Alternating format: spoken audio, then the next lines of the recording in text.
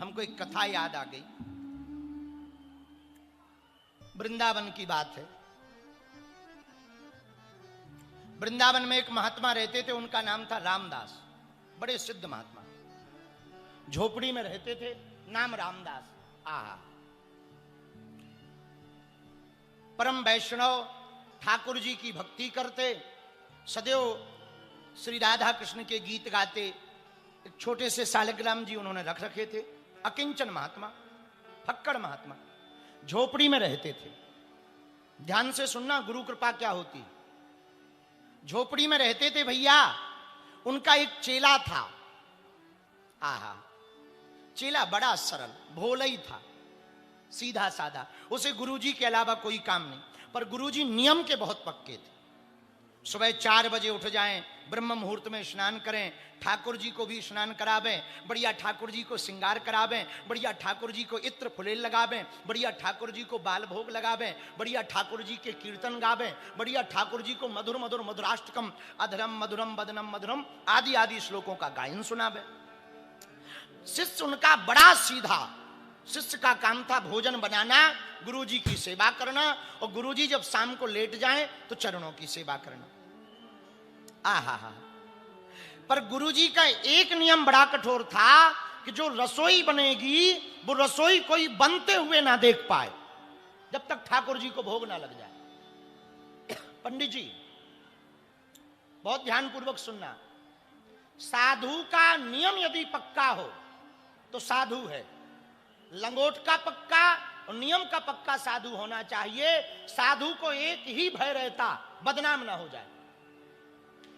साधु को एक भय रहता, बदनाम ना हो जाए। और साधु को यदि अपनी साधना करनी है तो एक बात याद रखना चाहिए, भोजन और भजन दोनों पर कंट्रोल रखना चाहिए। दोनों पर कमान हो, भोजन पर भी भजन पर भी कमान हो। भोजन पाओ। अभी हम प्रसाद पा रहे थे तो एक दिन हमसे इन्होंने पूछा कि आप खाली थाली क्यों मंगाते हो। हमने कहा भैया पहले हमारी मूर्खता थी, अब हमारी मूर्खता कम हो गई है। भोजन उतना ही लो थाली में जो व्यर्थ ना जाए नाली में। तो उन्होंने कहा वाह, आपका तो हम प्रसाद पा लेंगे। हमने कहा अभी हम भी चेला हैं, गुरु नहीं बने। हम भी सन्यासी बाबा के चेला हैं। हम जब गुरु बन जाएं तब तुम्हें हम जूठा प्रसाद देंगे, अभी क्षमा करो। आहा, धन्य है श्री रामदास जी महात्मा। उनका नियम था कोई प्रसाद बनते ना देखे, झोपड़ी में प्रसाद बनता। आहा, एक दिन की बात है, महात्मा जी साधना में बैठे थे। इनका चेला भोला रोज चौका चूल्हा करके लकड़ी लगाकर भगवान को प्रसाद बना रहा था भैया। और प्रसाद बना करके वो लकड़ी लेने थोड़ा दूर चला गया। उतने में कुछ अंग्रेज आए। अंग्रेजों ने क्या किया, घास फूस की झोपड़ी को ऐसा धुआं देखा तो झोपड़ी तो घास फूस की थी, बड़े फक्कड़ महात्मा। तो झोपड़ी को ऐसे घास को एक तरफ करके झांक लिया। वो जैसे ही झांका भैया, झांक करके जैसे ही वो अंग्रेज गए, चेला तो लकड़ी लेने आया। जब तक अंग्रेज चले गए, इधर गुरुजी को पता लग गया। गुरु तो सब जानते ना, गुरुजी को पता लग गया। दौड़े दौड़े गुरुजी बाहर आए। भोला जी जी जी गुरुजी, जी गुरुजी, एक बात बताओ, तुम आजकल बहुत नालायक हो गए हो, बहुत मूर्ख हो गए हो, क्या बात है? गुरुजी क्या हुआ, एक बात बताओ। आजकल सेवा में तुम बहुत सावधान नहीं हो, बहुत सजग नहीं हो। हमारे ठाकुर जी की सेवा बन रही थी, कोई झांक गया, तुमने ध्यान तक नहीं दिया। बोले गुरुजी हम लकड़ी लेने गए थे। इतना कह पाते तब तक गुरुजी को बड़ा आवेश आ गया, बहुत गुस्सा आई। वहीं पे एक डंडा पड़ा हुआ था, वो उठा करके पीटने लगे। इतना पीटा, इतनी मार लगाई, इतनी मार लगाई कि गुरुजी का हाथ दर्द करने लगा और बेचारा चेला गिर पड़ा। सत्य घटना बता रहे हैं, ध्यान से सुनना। चेला जमीन पर गिर गया, शरीर में रक्त हो गया, बेहोश हो गया। गुरुजी मारे क्रोध के डंडा को फेंक करके अंदर चले गए। आहा, भोला को बहुत बुरा लगा। आंखों में आंसू, शरीर में चोट, रोता हुआ शरीर को फटकार कर ऊपर उठा। भैया ऊपर उठ करके तुरंत गया, रसोई को साफ किया, फिर से रसोई जितनी बनाई थी वो गौ माता को खिला दी, फिर से नया चौका चूल्हा किया, बर्तन को साफ किया, फिर से रसोई बनाई। रसोई बना करके उसने तैयार की, तैयार करके थाली लगाकर लेकर गया। तब तक शाम हो गई, 4-5 बज गए। गुरुजी ने थाली ली, ठाकुर जी के सामने रखी, ठाकुर जी को भोग लगाया और भोग लगाकर गुरुजी आज थोड़ा जल्दी लेट गए। जैसे ही जल्दी लेटे ना भैया, वो चेला गया भोला, चरण दबाने लगा। पुराना जमाना, रात थी, लाइट तो थी नहीं, दीपक जल रहा था। दीपक की रोशनी में ठीक से चेहरा दिखाई नहीं पड़ रहा था, लेकिन वो चरण दबाते दबाते ना उसकी आंखों से टप टप आंसू बह रहे थे। एक आंसू की बूंद गुरुजी के चरणों पे गिर गई।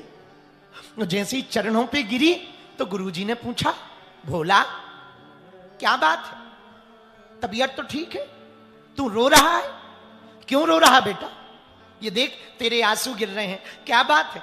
मैंने तुझे आज बहुत पीट दिया इसलिए रो रहा। पता है चेला ने क्या कहा? गुरुजी हम इसलिए नहीं रो रहे कि आपने हमें पीट दिया, हम इस बात पे रो रहे हैं कि आज हमारे कारण ठाकुर जी को और आपको बड़ी देरी से भोग मिला, इसलिए रो रहे हैं। और फूट फूट कर रोने लगा। गुरुजी ने गले से लगा लिया, इधर आओ इधर आओ, गले से लगा लिया। कोई बात नहीं, भूल है हो जाती, आगे ध्यान रखना, हमारा आशीर्वाद है, खूब तुम्हारे ऊपर गुरु कृपा रहेगी, जाओ चिंता मत करो, तुम्हें ठाकुर जी मिलेंगे। इतना कह करके गुरुजी सो गए। सुबह हुई, होनी तो होनी थी, घटना तो घटनी थी। ध्यान से सुनना मेरे पागलो, सच्चे गुरु की कृपा होती है तब क्या होता है, याद रखना मेरे प्रिय जनों। सुबह हुई, गुरुजी का रोज का नियम था वृंदावन की परिक्रमा करने का। वृंदावन की परिक्रमा के लिए गुरुजी उठे, चेला भी उठा, आगे आगे गुरुजी, पीछे पीछे चेला, सब जाने लगे। जैसे ही जाने लगे भैया, बीच में ही चेला रामदास को बुखार आ गया, जमीन पे लेट गया। जमीन पे लेटा तो बाकी शिष्यों ने कहा, गुरु भाई क्या हुआ?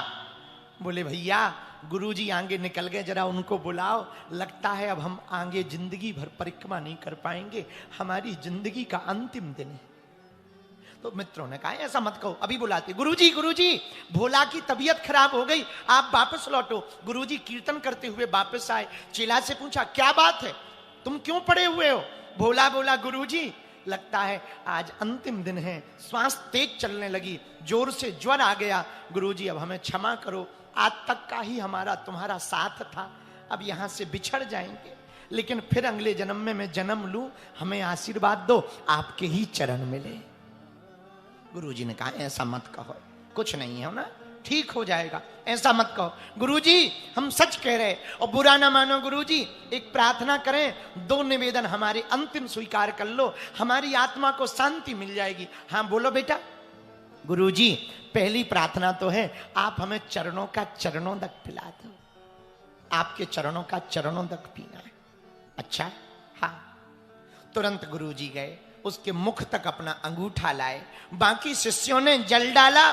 भैया उसने चरणामृत पिया। जैसे ही चरणामृत पिया तो बोला गुरुजी अब दूसरी प्रार्थना और सुनो, मैं अपने प्राण आपको देखते हुए निकालना चाहता हूं, बुरा ना मानो तो आप हमारे सामने खड़े हो जाओ। गुरुजी बोले ठीक है। अब गुरुजी भी सीधे साधे थे, शिष्य के सामने खड़े हो गए। जैसे ही पैरों के पास खड़े हुए भोला के, तुरंत ये उठने की कोशिश करता हुआ हाथ उठा के बोला गुरुजी गुरुजी हम आपको देखते हुए प्राण त्यागना चाहते हैं, किसी दूसरे को देखते हुए प्राण नहीं त्यागना चाहते। गुरुजी बोले यहां तो हम ही है, दूसरा कोई है नहीं। ये बोला काहे को झूठ बोलते हो, आप बगल में देखो, इस बालक को हटाओ, ये बालक हमें बुला रहा है, इसको हटाओ।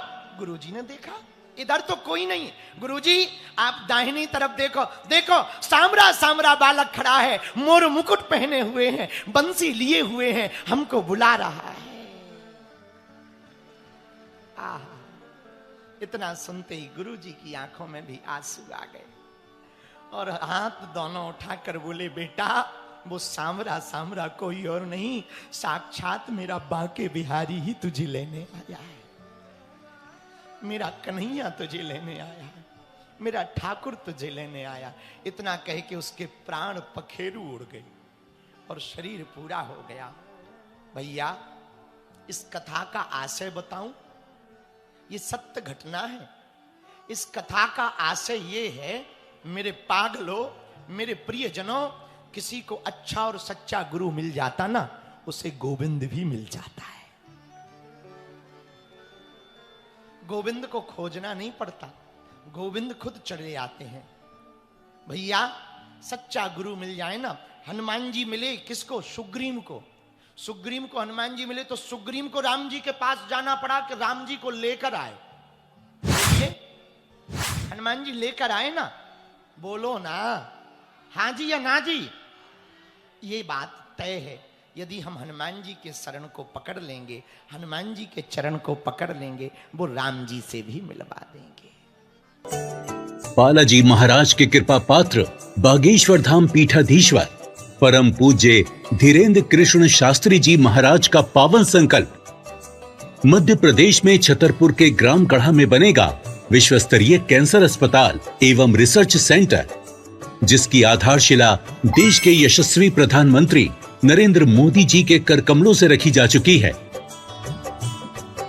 200 करोड़ रुपए की लागत वाले 100 बेड के इस अस्पताल में गरीबों का होगा मुफ्त इलाज। ये बहुत बड़ा अवसर है, बहुत बड़ा काम है। संकल्प बड़ा हो, संतों के आशीर्वाद हो, प्रभु की कृपा हो, तो समय सीमा में सब पूर्ण होता है। हमारे प्रियजनों, बागेश्वर धाम पूरे भारत के लोगों, अभी तक अस्पतालों में मंदिर थे, अब मंदिर में अस्पताल होगा। कैंसर हॉस्पिटल निर्माण हेतु सहयोग देकर पुण्य के भागी बने।